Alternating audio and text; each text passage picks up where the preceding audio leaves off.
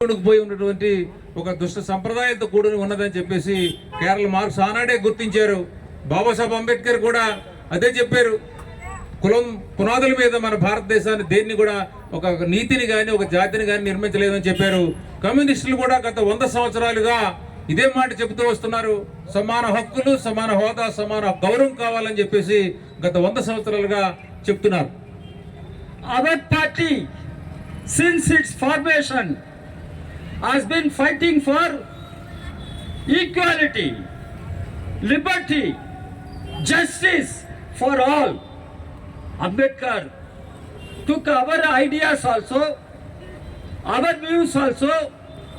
When the constitution was framed, Ambedkar made it clear: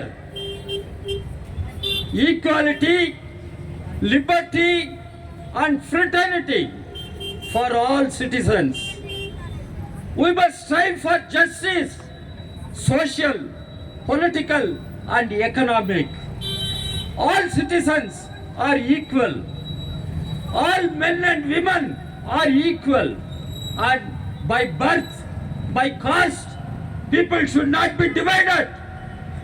People should not be discriminated. This is what Dr. Ambedkar agreed and the Constitution has agreed. భారత రాజ్యాంగాన్ని రచించేటప్పుడు Babasaheb Ambedkar communist party యొక్క భావజాలాన్ని కూడా కొన్నిటిని అంగీకరించడం జరిగింది.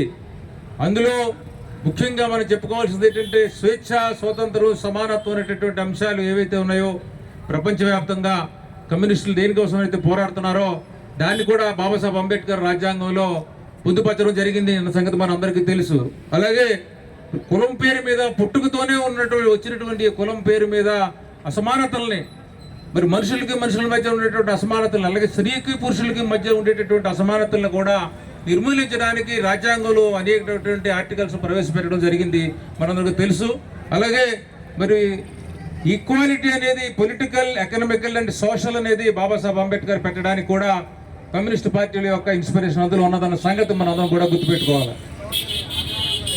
So friends, comrades, today the struggle for Dalit rights is part and parcel of the general struggle for social change, to build a new India, a casteless India, a classless India, a socialist India.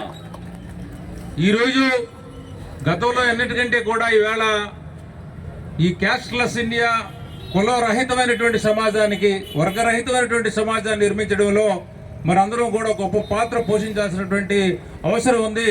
ఈ modern India ఏదైతే బాబాసాహెబ్ అంబేద్కర్ కళ్ళకన్నాడో ఆ modern ఇండియాని నిర్మించేటటువంటి బాధ్యత మనందరి మీద ఆధారపడి ఉన్నదని చెప్పేసి గత అన్నిటికంటే కూడా ఇవాళ చాలా ఎక్కువ అవసరం మనం అందరం కూడా గుర్తించాలని చెప్పేసి కోరుతున్నాను. Ever since BJP came to power, Mr. Narendra Modi became Prime Minister, the atrocities against Dalits, Adivasis are increasing, particularly the BJP ruled states. BJP అధికారంలోకి వచ్చిన తర్వాత, ముఖ్యంగా ప్రధానమంత్రి నరేంద్ర మోడీ అధికారంలోకి వచ్చిన తర్వాత, ప్రధాని అయిన తర్వాత దళితుల మీద, ఆదివాసీల మీద అనేకమైనటువంటి అత్యాచారాలు, హత్యలు జరుగుతూ ఉన్నాయి. ముఖ్యంగా బీజేపీ పాలిత రాష్ట్రాలు ఏవైతే ఉన్నాయో రాష్ట్రాల్లో చాలా ఎక్కువగా దళితుల మీద అత్యాచారాలు, హత్యలు జరుగుతున్నాయి. A few days back in Madhya Pradesh, a mother and child, they threw some cow dung on a dog, stray dog. For that, some upper caste, so-called upper caste guys went and lynched that mother and child. This is India. Shameful, this India. We cannot continue to have this India. We have to change this India. ఈ మధ్యకాలంలోనే కుక్కని పెంచుకున్నారనేటువంటి నెపంతో